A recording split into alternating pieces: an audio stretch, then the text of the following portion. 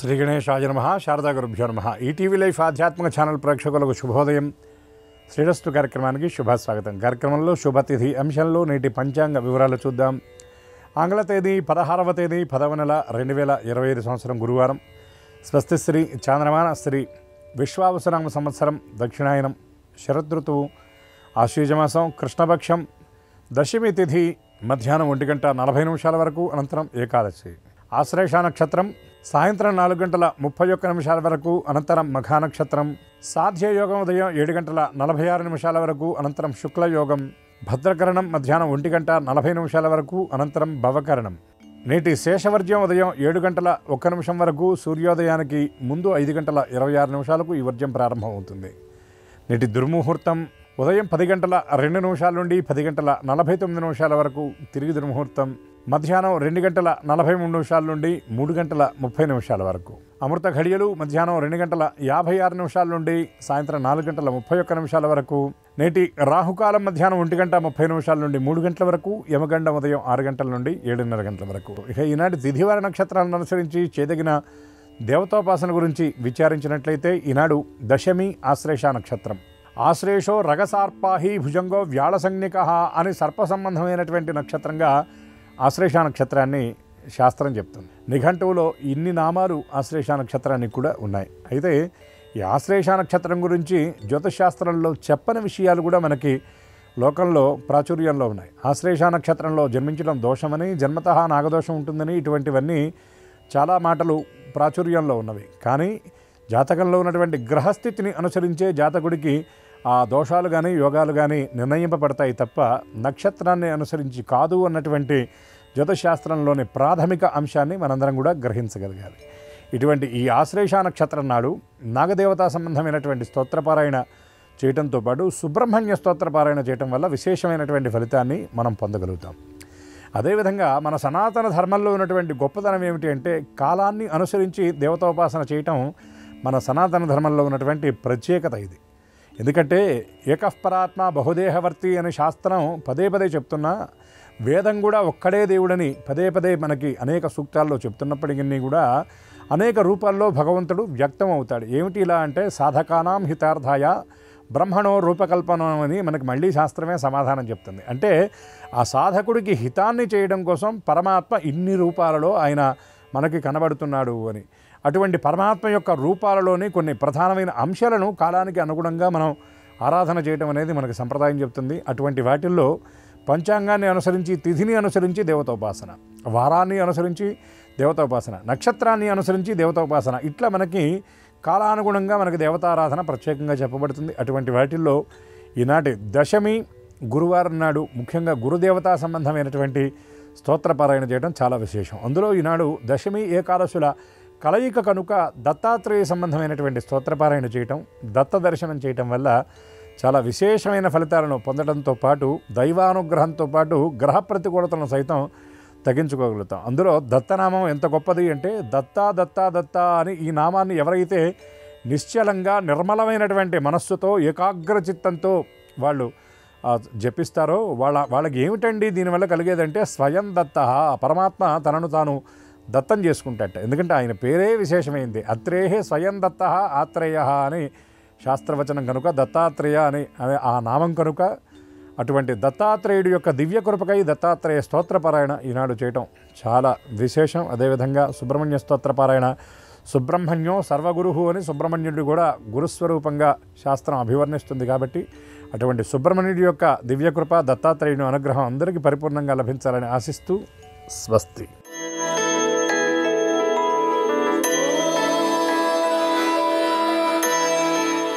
ETV life ఆధ్యాత్మిక channel ప్రేక్షకులందరికీ నమస్కారం. శ్రీరస్తు కార్యక్రమంలో గ్రహయోగం అంశానికి స్వాగతం. ఈనాటి ఈ గ్రహయోగం శీర్షికలో మేషాది ద్వాదశ రాశుల వారికి కలిగే శుభ అశుభ ఫలితాలని, అవసరమైన సందర్భాల్లో ప్రత్యామ్నాయ మార్గాల్ని తెలుసుకుంటారు. అంతేకాక ఏ రాశి వారికి ఏ దిక్ప్రయాణం లాభకరమో, ఏ రాశి వారికి ఏ దైవ దర్శనం శుభకరమో, ఏ రాశివారు ఏ రంగు దుస్తుల్ని ధరించినట్లయితే ఆ రోజుకి సకల కార్యాలు పరిసమాప్తం అవుతాయో శుభపూర్వకంగా, ఏ రాశి వారికి ఈ సంఖ్య అదృష్ట సంఖ్యగా ఆ రోజుకి మాత్రం కాబోతుందో ఈ విశేషాలన్నింటినీ తెలుసుకుంటారు. వీటితో పాటు ఇంటి ముందు ఎవరు నిలబడ్డా తులసి కోట ఎక్కడుంది అని అలా ఒకసారి కళ్ళతో చూస్తూ ఉండడం లోకంలో కనిపిస్తున్న విధానం. అంత గొప్పది తులసి మొక్క ఎలా అవుతుంది, ఆ తులసి మొక్కకున్న వైశిష్ట్యం ఏమిటి, ఆరాధన విధానం ఏమిటి అనే విశేషాన్ని శ్రీకరం శీర్షికలో ఇప్పుడు తెలుసుకుందాం.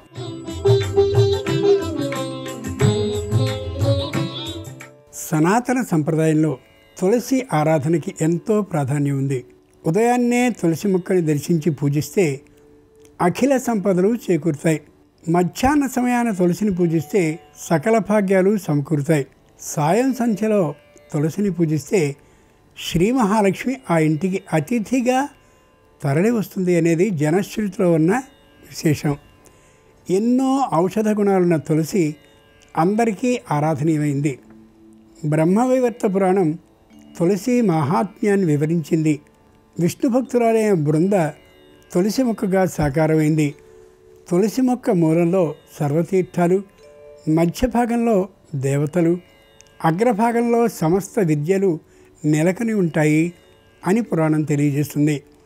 తులసి దళాల్ని అమావాస్య, పూర్ణిమ, అష్టమి, ద్వాదశి తిథుల నాడు, మంగళ, శుక్ర, ఆదివారాల్లో తుంచకూడదు. 2 పత్రాలతో కూడిన దళాల్ని పూజకి వినియోగించాలి. తులసి గింజల గుచ్చాన్ని తులసి మంజరి అంటారు. ఈ తులసి మంజరులతో అష్టోత్తర సహితంగా లక్ష్మీనారాయణల్ని పూజించాలి. త్రికాలాల్లో తులసిని పూజించాలి. శ్రావణ మాసంలో వీలైనన్ని తులసి మొక్కల్ని ఆలయ ప్రాంతాల్లో నాటాలి. విరివిగా తులసి మొక్కల్ని పంచాలి. ముందుగా నేటి పంచాంగం. తిథి దశమి, నక్షత్రం ఆశ్లేష. ఇక నేటి గ్రహస్థితిని పరిశీలించి చూస్తే మిథునంలో గురువు, కర్కాటకంలో చంద్రుడు, సింహంలో కేతువు, రవి శుక్రులు కన్యలో, తులలో కుజ బుధులు, కుంభంలో రాహువు, మీనంలో శని ఉన్నారు. ఈ తాత్కాలిక గ్రహస్థితి ఆధారంగా మేషాది ద్వాదశ రాశి వారికి కలిగే శుభ అశుభ ఫలితాలని క్రమంగా తెలుసుకుందాం. ముందుగా మేషరాశి.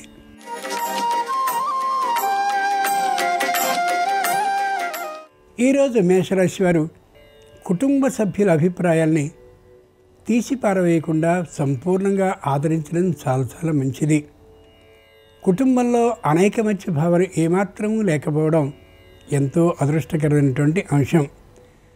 ఎందరూ వచ్చినప్పటికీ కూడా బంధు మిత్ర బాంధవులకి కుటుంబ విశేషాలను ఏ ఒక్కరూ చెప్పకపోవడం వల్ల కుటుంబం మరింత ఆనందదాయకంగా ఉండగలుగుతుంది.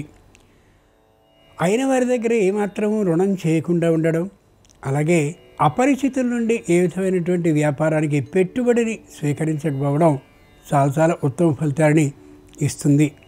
గురువారం సందర్భంగా మేషరాశి వారు దక్షిణామూర్తిని ప్రార్థించినట్లయితే తప్పక మానసికమైన ప్రశాంతత, వ్యాపారంలో అభివృద్ధి కలుగుతుంది.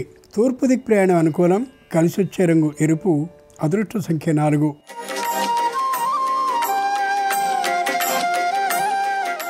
ఈరోజు వృషభ రాశి వారి ఫలితాలని పరిశీలించి చూస్తే ప్రతి విషయంలోనూ కూడా చాలా చాలా జాగ్రత్తతో ఉంటారు.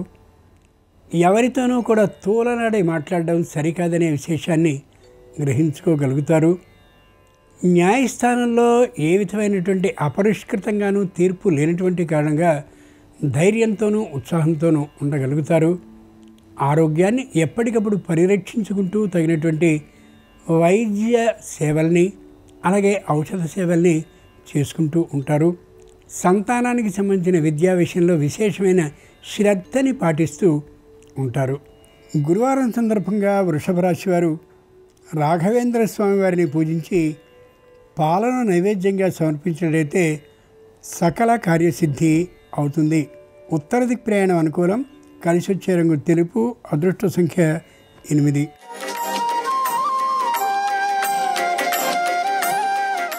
ఈరోజు మిథున రాశి వారి ఫలితాలని పరిశీలించి చూస్తే మొగమాటాన్ని వీడుతారు.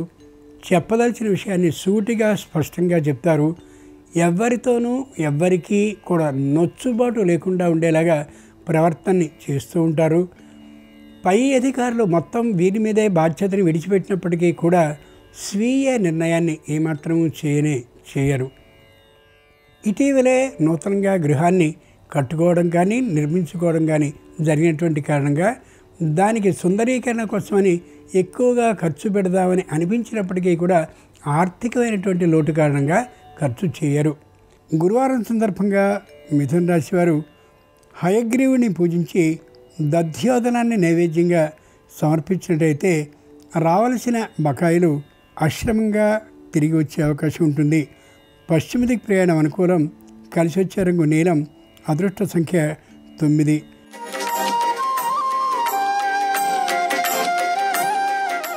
ఈరోజు కర్కాటక రాశి వారి ఫలితాలని పరిశీలన చూస్తే ధ్యానబుద్ధి విశేషంగా పెరుగుతూ ఉంటుంది. అంతేకాక దైవాలకి సంబంధించినటువంటి సేవల్ని, విరాళాలని, మొక్కుబళ్ళని తీర్చుకుంటూ కనిపిస్తారు. తీర్థయాత్రలకి పోవాలనే ఆలోచన మిక్కుటంగా ఉన్నప్పటికీ కూడా చేస్తున్నటువంటి వృత్తి ఉద్యోగ వ్యాపారాల కారణంగా ఏమాత్రము తీరిక లేనటువంటి కారణంగా వెళ్ళలేకపోవచ్చు. ఆరోగ్యం మధ్యమంగా ఉంటూ ఉంటుంది. విశేషించి కంటికి సంబంధించిన అలాగే లివర్కి సంబంధించిన అనారోగ్యం ఉండొచ్చు. వెంటనే పరీక్ష చేయించుకోవడం అత్యవసరం. గురువారం సందర్భంగా కర్కాటక రాశి వారు షిరిడీ సాయిబాబా వారిని పూజించి వారికి ప్రీతికరమైనటువంటి రొట్టెల్ని నైవేద్యంగా సమర్పించినట్లయితే ఆధ్యాత్మికమైనటువంటి భావం మరింతగా పెరిగి శుభం జరిగే అవకాశం ఉంటుంది. వాయువ్య దిక్ ప్రయాణం అనుకూలం. కలిసి వచ్చే రంగు నీలం. అదృష్ట సంఖ్య 1.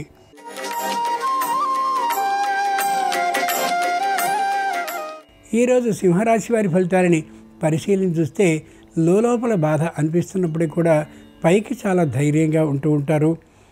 ఇంతకుముందు ఎవరి నుండి అయితే రుణాలు తీసుకున్నారో ఆ రుణదాతల ఒత్తిడి కొద్దిగా ప్రారంభమయ్యే అవకాశం ఉండొచ్చు. సంతానం ఆ రుణాలని తీర్చడం కోసం తగినటువంటి సహాయ ఆపన్న హస్తాన్ని ఏమాత్రం ఇవ్వకుండా తల్లిదండ్రుల మీద ఈ రుణం చేయవలసిన అవసరం ఏమిటి లెక్కల్ని పత్రాలని అడుగుతూ ఉండడం మరింత బాధాకరమైన విషయంగా పరిణమించవచ్చు. చిన్నగా పెట్టినటువంటి వ్యాపారం అలాగే వృత్తి పెద్ద లాభసాటిగా లేనటువంటి కారణంగా వ్యాపార స్థలాన్ని మార్చేస్తారు, వ్యాపారాన్ని విడిచిపెట్టేస్తారు.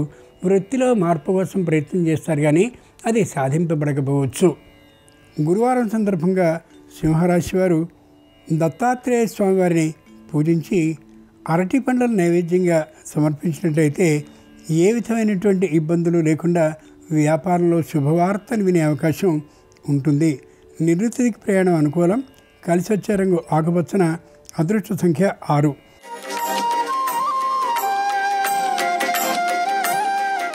ఈరోజు కన్యారాశి వారి ఫలితాలని పరిశీలన చూస్తే అహంకార భావం విశేషంగా పెరిగి కనిపిస్తూ ఉంటుంది. కుటుంబంలో కొందరి మీద అసహన భావాన్ని ప్రదర్శించడం అందరికీ ఇబ్బందిగా అనిపిస్తూ ఉంటుంది కూడా. దూరపార ప్రయాణాలని చేయడానికి ఆరోగ్యం సహకరించినటువంటి కారణంగా కొన్నిటిని వాయిదా వేసుకుంటూ ఉండొచ్చు. అన్న మాటని తప్పవలసిన పరిస్థితి 1-2 సందర్భాల్లో రావచ్చు. అది విశేషమైన అపకీర్తికి కారణం కూడా కావచ్చు. సంతానంలో వివాహానికి తగినటువంటి ప్రయత్నాల్ని విశేషంగా చేస్తారు కానీ అనుకున్నది లభించకపోయేటటువంటి కారణంగా వివాహం ఆలస్యం అవుతూ ఉండొచ్చు. అది సంతానానికి నచ్చని అంశంగా కూడా పరిణమించవచ్చు. గురువారం సందర్భంగా కన్యారాశి వారు తరుణ గణపతిని పూజించి బెల్లాన్ని నైవేద్యంగా సమర్పించినట్లయితే ఆకస్మికమైన ధనప్రాప్తి ఉద్యోగంలో అవ్వచ్చు. దక్షిణ దిక్ ప్రయాణం అనుకూలం. కలిసి వచ్చే రంగు తెలుపు. అదృష్ట సంఖ్య 3.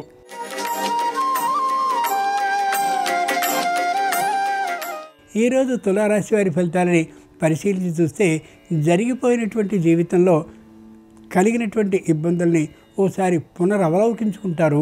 పొరపాటు చేశామనేటువంటి ఆలోచనతో ఉండొచ్చు. సంతానానికి సంబంధించినటువంటి విద్య మధ్యమ స్థాయిలో ఉన్నటువంటి కారణంగా తగినంతటి ఉత్సాహాన్ని కలిగి ఉండలేరు. తల్లిదండ్రుల ఆరోగ్యం ఓ మాదిరిగా ఉన్నటువంటి కారణంగాను వారి ఆ వయస్సు మరింత పెరుగుతూ ఉండేటటువంటి కారణంగాను దిగులుతనం కొద్దిగా కనిపిస్తూ ఉండొచ్చు. చేస్తున్నటువంటి ఉద్యోగం మరింత అభివృద్ధికి వెళ్ళేటటువంటి అవకాశం లేనటువంటిదైన కారణంగా ఉద్యోగపు మార్పు కోసం ప్రయత్నిస్తూ ఉండొచ్చు.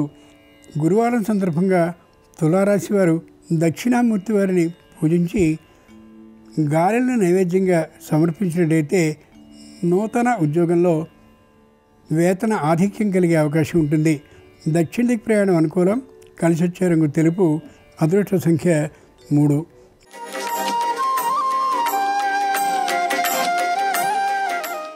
ఈరోజు వృశ్చిక రాశి వారి ఫలితాలని పరిశీలన చూస్తే చెప్పలేనంతటి ఉత్సాహంతో ఉంటారు. ఇటీవలే వివాహం అయినటువంటి కారణంగా దాంపత్యం అన్యోన్య విధానంగా కనిపిస్తూ ఉంటుంది. చేస్తున్నటువంటి వృత్తిలో మంచి రాణింపు కలిగి ఉంటారు. వ్యాపారం మధ్యమ స్థాయిలోనే ఉంటుంది. పెద్ద లాభాలు లేకపోయినప్పటికీ కూడా మరొక వ్యాపారాన్ని ప్రారంభించాలనే ఊహ కలిగి ప్రణాళికల్ని రచించుకుంటూ కనిపిస్తారు. దైవధ్యాన బుద్ధి విశేషంగా ఉన్నప్పటికీ కూడా తగినంతటి సమయం లేక దైవానికి సంబంధించిన సేవని చేయలేకపోవచ్చు. ఆరోగ్యం మాత్రం మధ్యమంగానే ఉంటుంది తప్ప విశేషమైనటువంటి స్థితిలో ఉండకపోవచ్చు. గురువారం సందర్భంగా వృశ్చిక రాశి వారు శ్రీరామచంద్రమూర్తి వారిని మందారాలతో పూజించినట్లయితే నూతన పదవీ లాభానికి అవకాశం ఉంటుంది. పశ్చిమ దిక్ ప్రయాణం అనుకూలం. కలిసి వచ్చే రంగు నీలం. అదృష్ట సంఖ్య 7.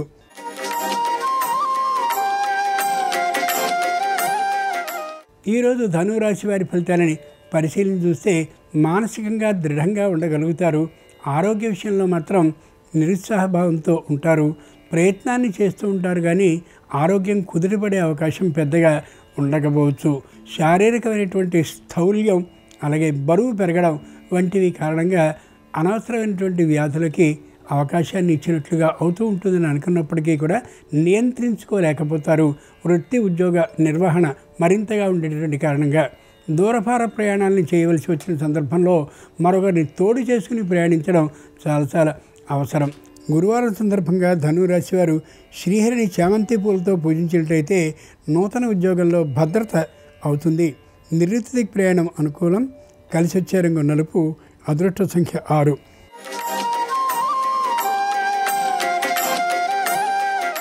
ఈరోజు మకర రాశి వారి ఫలితాలని పరిశీలన చూస్తే మంచి మేధా విశేషంతో పనిచేస్తూ ఉంటారు.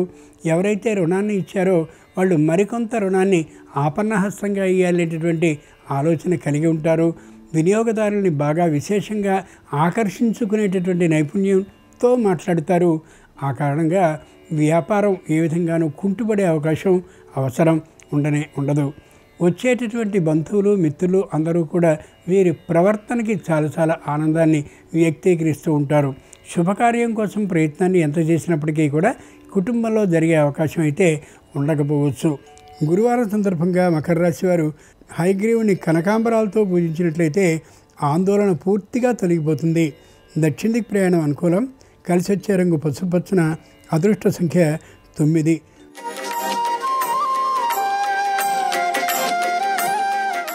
ఈరోజు కుంభరాశి వారి ఫలితాలని పరిశీలన చూస్తే ఇప్పటి వరకు అన్యోన్యంగా ఉన్నటువంటి కుటుంబం మెల్లగా బీటల వారితో కనిపిస్తూ ఉండొచ్చు.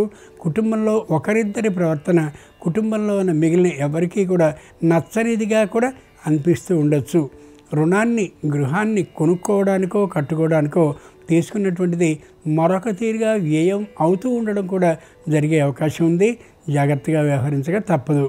ముఖ్యంగా దూరపు ప్రాంతంలో ఉద్యోగాన్ని చేయడం అనేది ఏ ఒక్కరికి ఇష్టం కానటువంటి పని అయినటువంటి కారణంగా మానసికమైనటువంటి వ్యగ్రతతో ఉంటుంది కుటుంబం మొత్తం అంతా కూడా. గురువారం సందర్భంగా కుంభరాశి వారు శ్రీ మహావిష్ణువుని ముద్దమందారాలతో పూజించినట్లయితే ఉద్యోగంలో ఉత్సాహసిద్ధితో పాటు ఆర్థికమైనటువంటి లాభం కూడా కలిగే అవకాశం ఉంటుంది. తూర్పు దిక్ ప్రయాణం అనుకూలం. కలిసి వచ్చే రంగు తెలుపు. అదృష్ట సంఖ్య 2.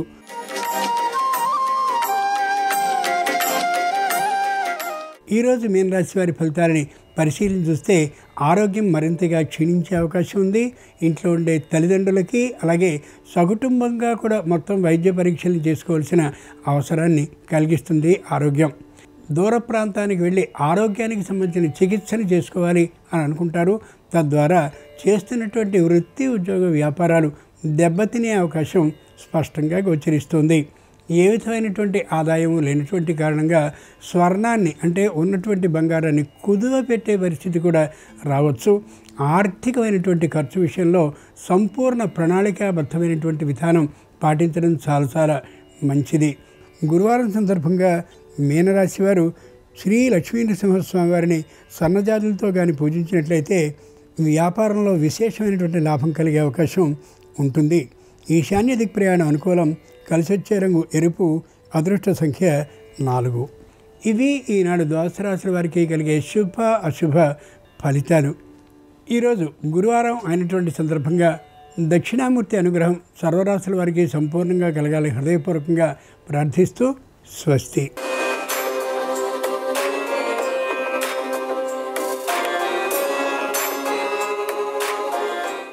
నమస్కారం.